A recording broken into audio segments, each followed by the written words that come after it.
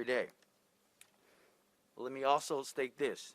While this may not and never will be overnight work, we must work tirelessly to build neighborhoods where the public health of our residents come first, and where the next generation of children can grow and thrive. If we want to reduce crime and violence and actually sustain these reductions over time, then we need a comprehensive, coordinated approach. As council president, I passed a law requiring the mayor to develop and implement a coordinated public safety strategy.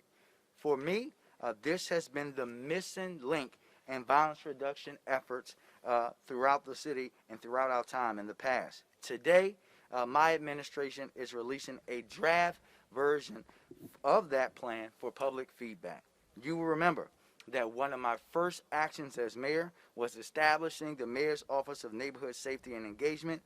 This office is responsible for coordinating this all-hands-on-deck approach to building a safer Baltimore and working to assure accountability across our holistic violence reduction strategy. I'm proud to have Director Jackson leading that effort and know how committed she is, first and foremost as a Baltimorean and someone who knows the importance of working hand in hand with the community for the benefit of our city.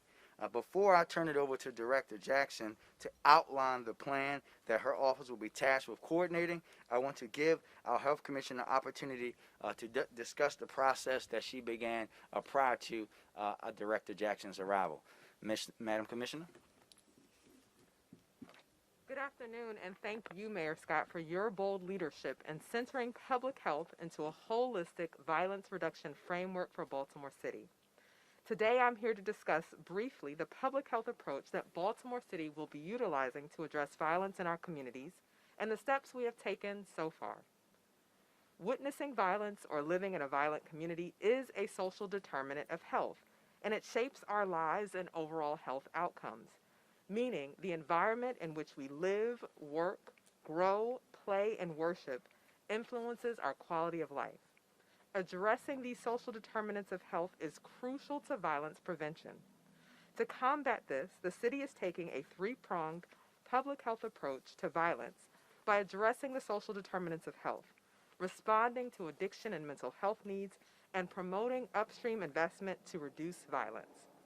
On May 18, 2020, in the wake of a global pandemic and a violence epidemic, then City Council President Brandon Scott passed the Biennial Comprehensive Violence Prevention Plan Ordinance as a sustainable response to reduce gun violence and address its root causes.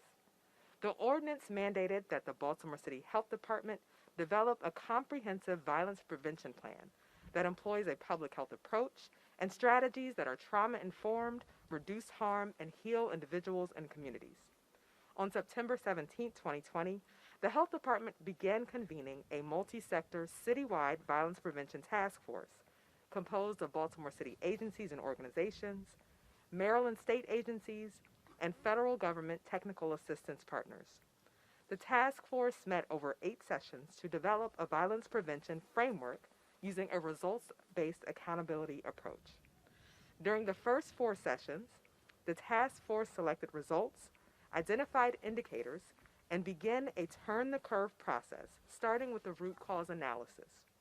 The 4 results chosen were for people who live, work, and visit Baltimore City to have equitable life opportunities, equitable life expectancy, that they be safe and are thriving. Recognizing the importance of involving the community in the planning process, the Johns Hopkins Urban Health Institute and the Mayor's Office of Performance Innovation were enlisted to support the drafting of a community engagement strategy for public comment on the framework. On November 12, 2020, the Health Department presented 4 desired results with corresponding indicators. The task force brainstormed evidence-based, community-based, and innovative strategies for public comment through the development of a survey promoted through various mediums, including the city's website. While the citywide violence prevention framework was undergoing public comment, on December 23, 2020, Mayor Scott established the Mayor's Office of Neighborhood Safety and Engagement and charged that office with leading citywide efforts in addressing crisis levels of gun violence today, while also addressing broader social determinants of health for a safer and more equitable Baltimore tomorrow. On January 8, 2021, the Mayor's Office of Neighborhood Safety and Engagement, or MONSE, began working with the Health Department and a range of partners to develop the strategic plan here today that reflected key recommendations from the Mayor's Public Health and Safety Transition Committee, complemented the Baltimore Police Department's Crime Reduction and Departmental Transformation Plan, and aligned with the framework developed by the Citywide Violence Prevention Task Force. MONSE's plan reflects the agency's lead role in fulfilling the framework's results to make Baltimore safer by addressing gun violence, while also leading community engagement, interagency coordination, evaluation, and accountability for addressing the broader social determinants of health. In the coming months, MONSE will engage community members, city agencies, and a variety of stakeholders to co-produce the city's operational plan for public safety, focus on the prevention of violence and the promotion of healing through an equity-based, healing-centered, and trauma-informed approach. Building on the initial framework, focus on all who live, work, and play in Baltimore, MONSE will expand the task force membership to include youth, the business community, community-based organizations, and other stakeholders. The Baltimore City Health Department remains steady in our support of MONSE, BPD, and other city agencies to incorporate public health recommendations into the city's overall violence reduction plan. Thank you.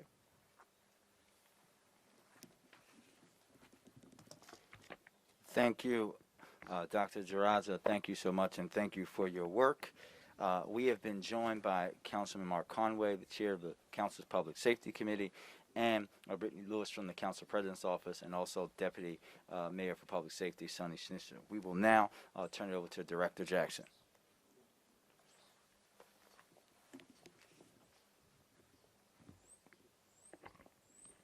Thank you, Mr. Mayor, for your vision, and Commissioner DeRosa for convening the task force and creating the framework for the 5-year plan.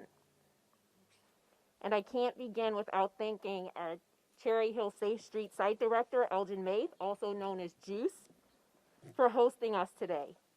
This site has been here for 13 years and demonstrates what partnering with the community to co-produce public safety truly looks like. Not only has this site gone 365 days without a homicide, twice, it also hasn't had a shooting or a homicide in this post since June 23rd, 2020, proving that it is possible for us to end gun violence in our city. Many thanks to Juice, his team, community partners, and Family Health Center for continuing to do this work. Now let's talk about the plan. Past public safety practices have failed to yield long-term results for Baltimore. As a city, we have not kept our community safe from violence and harm. We are sorry. Let me say that again. We are sorry.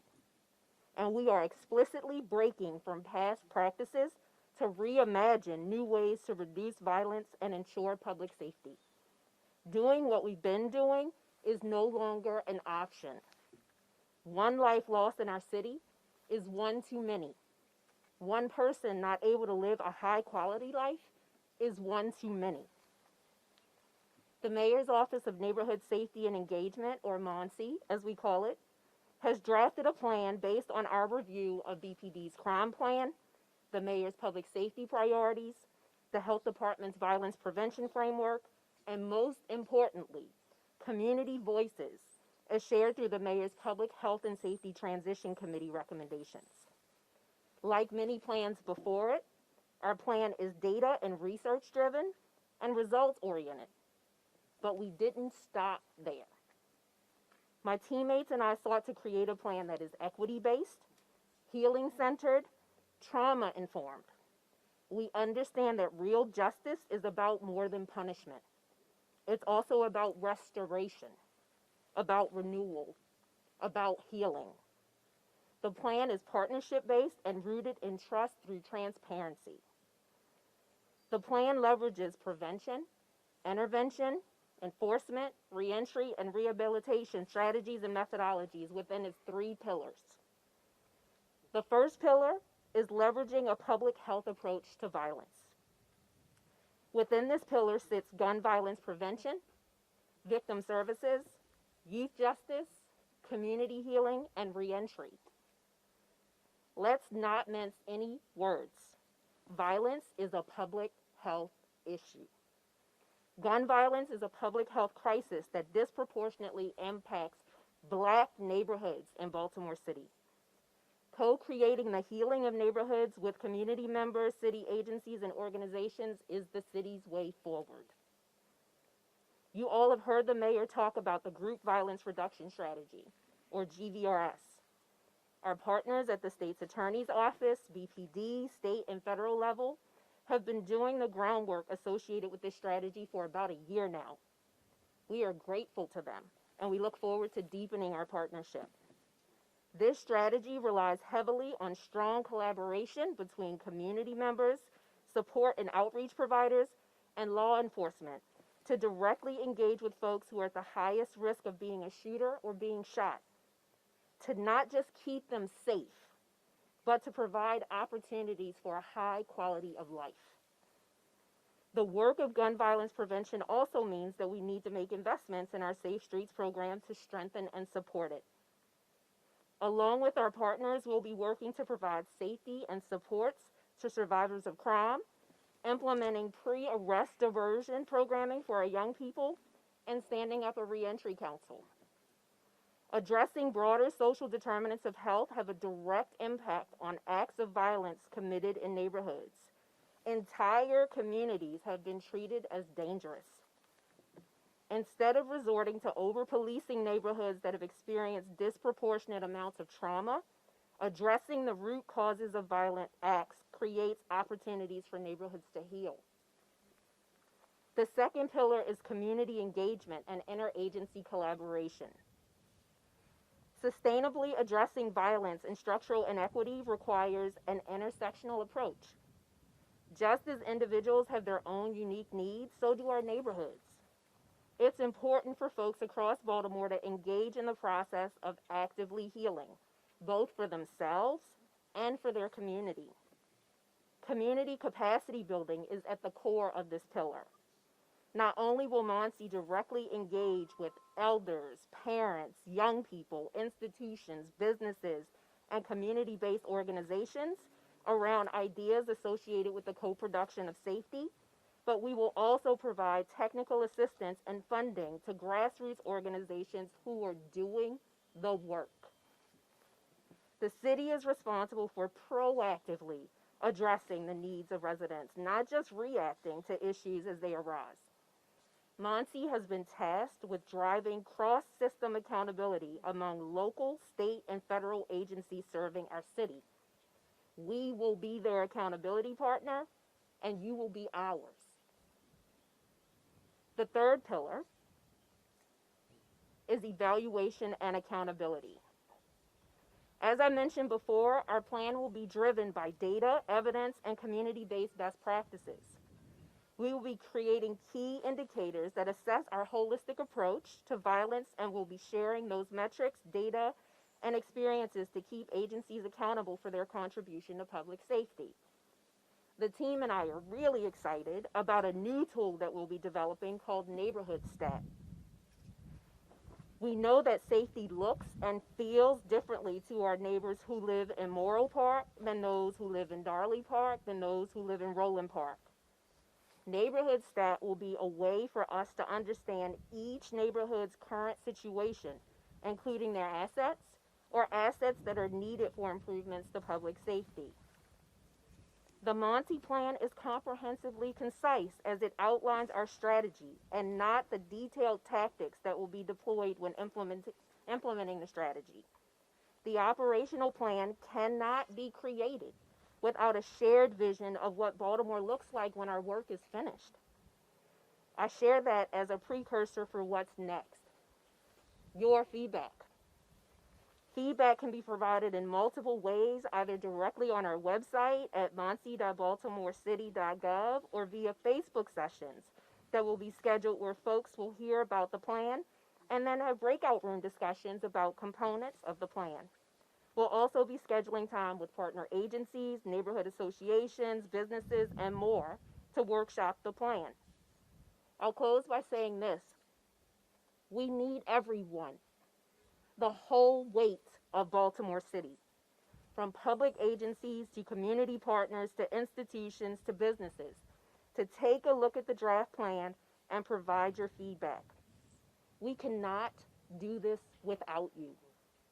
We don't want to do it without you.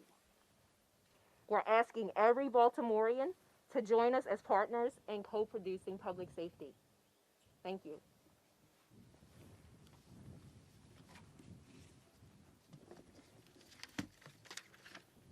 Thank you, Director Jackson.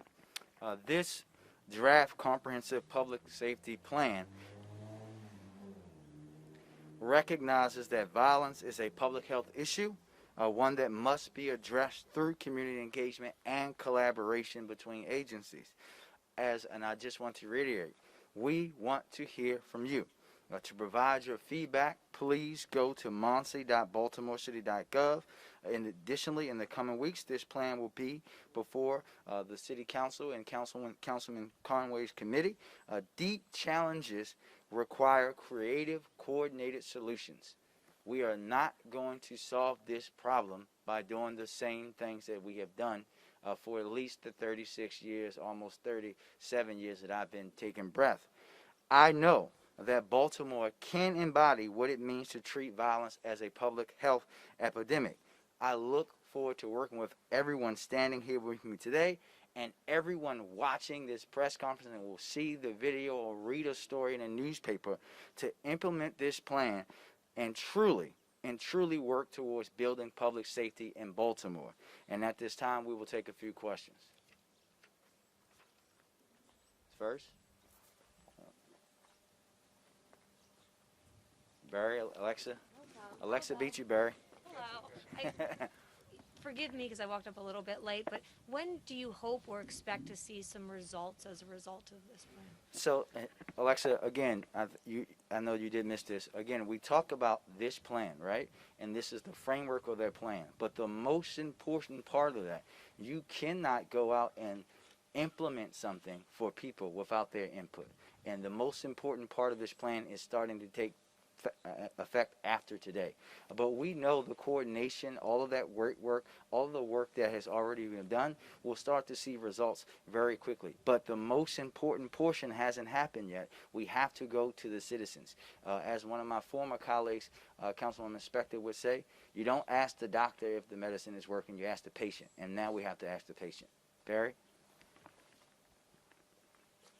One of the things that was discussed was dealing with funding and dealing with community support and going out and dealing with how are you going to fund all those things? Where's the funding going to come from? So, Barry, those are the kind of things that we're going to be discussing as we go through the partnerships and building them with the community, right? This is also about how we prioritize our budget moving forward with the city. But as we go out, talk to our community partners, see what their needs are, this is how we do it. The same way that we went from having 4 State Street sites to 10, the city had to make investments in the things that we knew would work in order to have the results that would happen. If you would have said to me when I was 15 or 16 years old that Cherry Hill would go twice, 2 years without having a shooting or homicide, I would have laughed at you and walked away. But we know because we made that change and the city made that commitment to changing the way it operates, we were able to do that. But what's going to happen here, this is a partnership. We're going to go to our partners in the philanthropic community. The city's going to have to put up. The state's going to have to put up. We're going to work with our federal partners. And all of that is going to be on the table. Also, youth. You talked about incorporating youth. How are you going to do that? What exactly are you going to do to bring youth to even look at the plan and all those things? Well, I'll let Director Jackson tell you exactly how she's going to do it. I know this is the part that she's the most excited about. Director? Thank you, Mr. Mayor, and thank you for your question. I would say, as the former co-chair of the Mayor's Transition Committee on Youth Education and Recreation, we were able to convene a large panel of youth to participate in conversations about opportunities that they're looking to have afforded to them.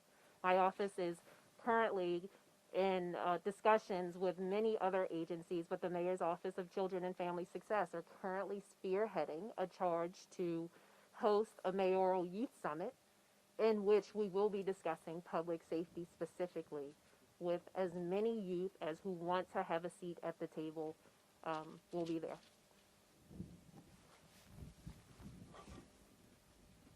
Dave? This one is for Jackson. Can you just describe a little more about the neighborhood stat and how that plans to take form? Because you said it's very specific to this plan. Actually, I'll take that, Dave. This is something that we've talked about even throughout my campaign.